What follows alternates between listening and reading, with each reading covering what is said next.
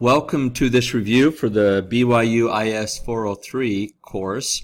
I'm going to spend some time and do a midterm review, and so let's go ahead and get started. The first thing I'm going to do is say File, New, Project. And the project we want to make is an ASP.NET Web Application .NET Framework. And I'm going to go ahead and leave mine at a 4.6.1. And I'll give a name of Midterm Review. That'll be the name of my project I'm going to work with. We want to go ahead and choose an empty web application, but make sure you also click the MVC button right here. And what that checkbox will do for you is it's going to make a Model View Controller web app, but it's not going to bring in all the extra stuff that it would bring in if I clicked on the MVC. In other words, it's going to bring in an empty web app with no controllers, views, no layout page, no view start. It's just the very basic skeleton or framework of a web app. And that's okay because we're going to add everything we need. Go ahead and click OK.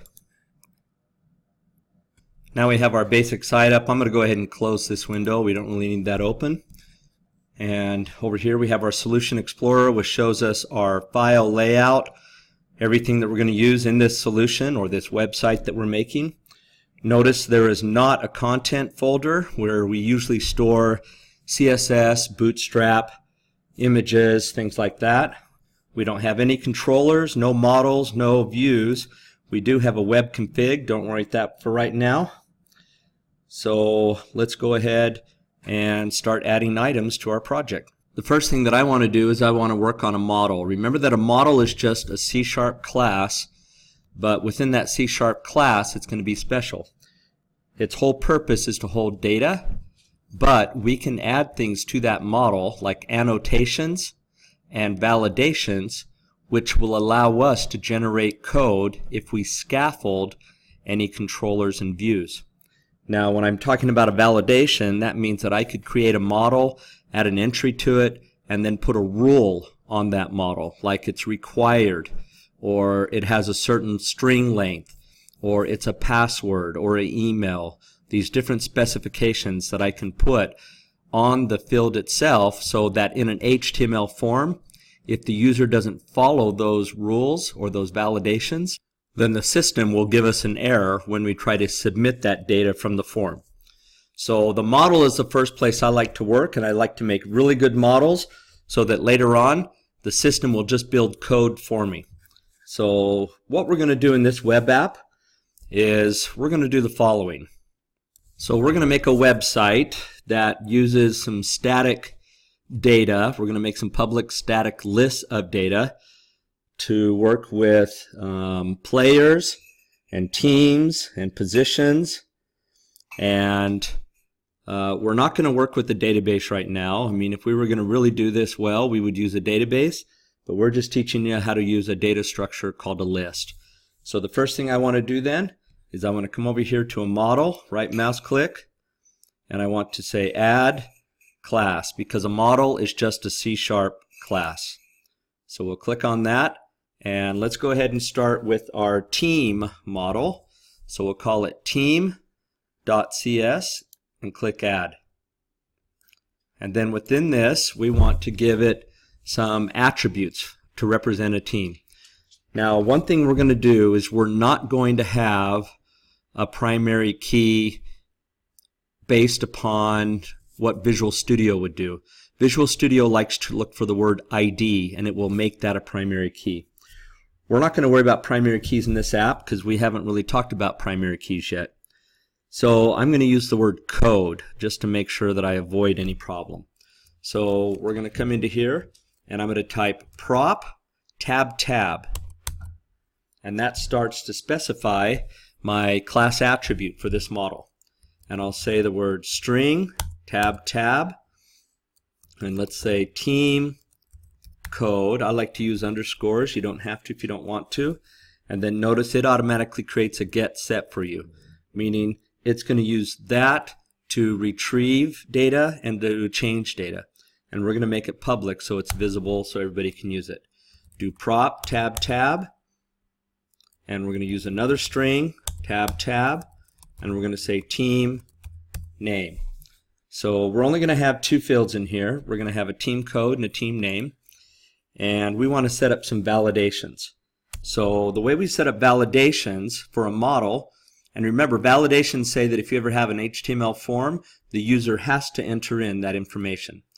We'll say square bracket required, so that if the user tries to enter information in a form but does not give this team code a value, then an error message would be displayed. Now, if you notice, this word required is underlined. That means there's a problem. And it says the namespace required attribute could not be found. One thing that's great about Visual Studio is that it tries to help you. So if you just look for the light bulb, either over here or sometimes it's beneath, click on that light bulb and it says if you want to do data annotations, you have to bring in the data annotations library. So we're going to go ahead and choose that. And usually it's the first one in that list. So we'll say that it's required. The next thing we want to do is we're going to specify a min length and a maximum length for that code. And the way we do that is, once again, we use a data annotation and would say the following. Type in the word string length, parenthesis, and then you give the maximum length for this string. Let's say that the maximum number of characters we want for this string will be 5 characters. And then we can say the minimum length will equal a certain number. So you'd say minimum length equals, and let's say we want it to at least be 2 characters long, comma, and then we can say the word error message equals, and we can then give the user a message that if they don't follow those rules, we'll give them an error message. And we can say the code must be at least 2 and at most 5, double quote. Then that ends our error message, but we still need to end off our parenthesis. So now we've set up 2 validations on that team code. We could do the same thing on the team name, and all you do is put it in between those 2 values. You don't have to put a blank space, but I'm doing that just for readability, so you see that they are 2 different attributes that we're going to work with. So that would be our team model, and let's go ahead and save it. And now that we saved it, we can go ahead and build. What build does for you is it checks all of your source code, brings in any libraries that you have over here, these references, and it's making sure that everything looks good. And it says it succeeded, so I'm going to go ahead and close that window. We'll keep that up, and we're ready to keep going. So we already have one model created. Let's go ahead and create another model. Come back to Models, right mouse click, Add, and let's go ahead and make a new class, and let's call this one Position. Our last one was called Team. This will be Position.cs, Position.cs. Click Add. And we want to go ahead and create another model. So here's our next model we want to work with, and let's follow the same pattern that we used on the team model. So we'll say prop tab tab, and we're going to say string, and we'll say position underscore code. That's also going to be a string. Enter, and then we'll say prop tab tab. We'll say string tab position DESC, and we want to do a square bracket required. Once again, if you notice, it gives us an error, so click on the light bulb, choose the first one, data annotations, and let's do that same thing for the position description. So we'll make both of those fields required. We'll save that. If you take a look back at the team, we did pretty much the same thing. We could have set string lengths on there. We're not going to worry about it because you've already seen you can do that. So we're not going to worry about it. Back to position. I'm just going to add a blank space, make it a little more readable, save, and let's do a rebuild. And everything looks good so far. And let's go ahead and do one more model. Right mouse click, add, class. This class is going to be called player.cs. Click add. And this is going to represent the actual player that we're going to work with. So let's come into this class.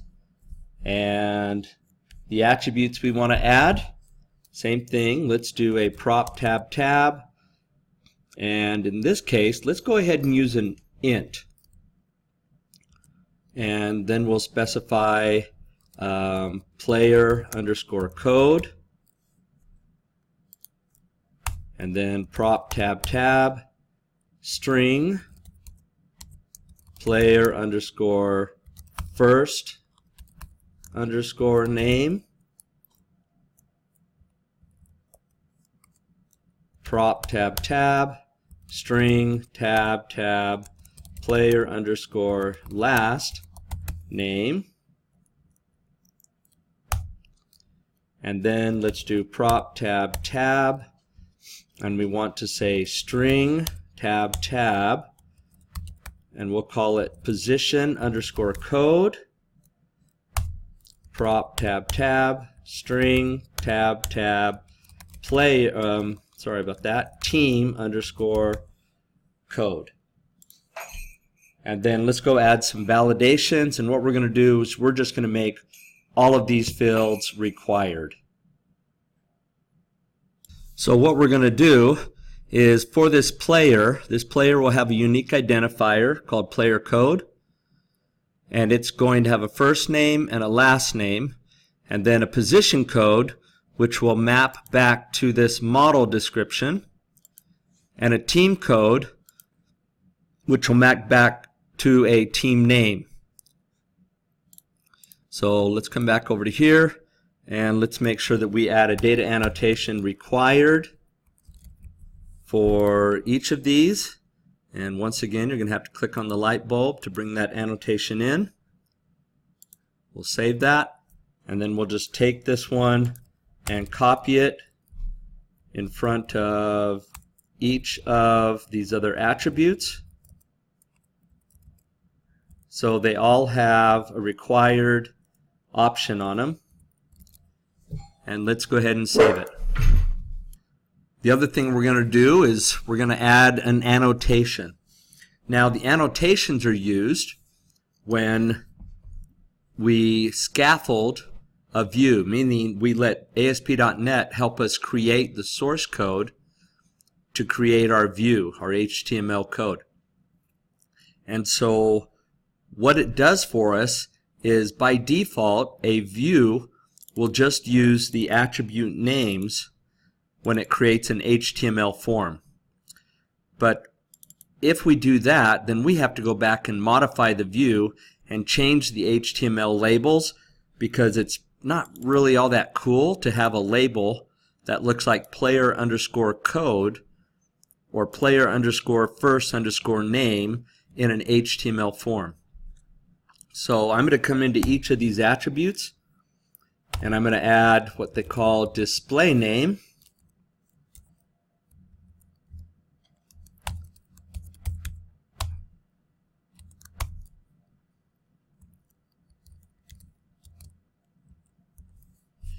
And you say display name equals player ID. Notice that you have a little parenthesis there. And we'll go ahead and just do a build and make sure that everything looks good. And it looks like we're doing all right. So let's do that same thing on our other fields. Now I said ID there, I said code. You probably should be consistent. So let's just say code. Let's grab this display name. We'll copy it. And let's go do the same thing for each of these other fields. and let's change these. Instead of saying player first name, we can just come in and say first name, and right here we'll say last name, and here let's just say position, and right here we'll say the word team. And so what this now does for us is it sets up annotations and it sets up validations. Now that we have our annotations and our validations set up, let's go ahead and build.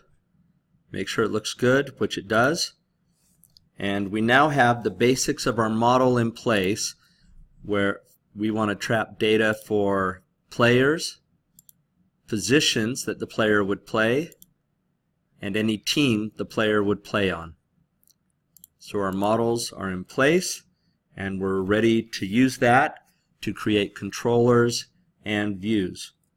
So let's go ahead and move on to the next video. That was part 1 called Models. Let's look for the second one, and that will be part 2.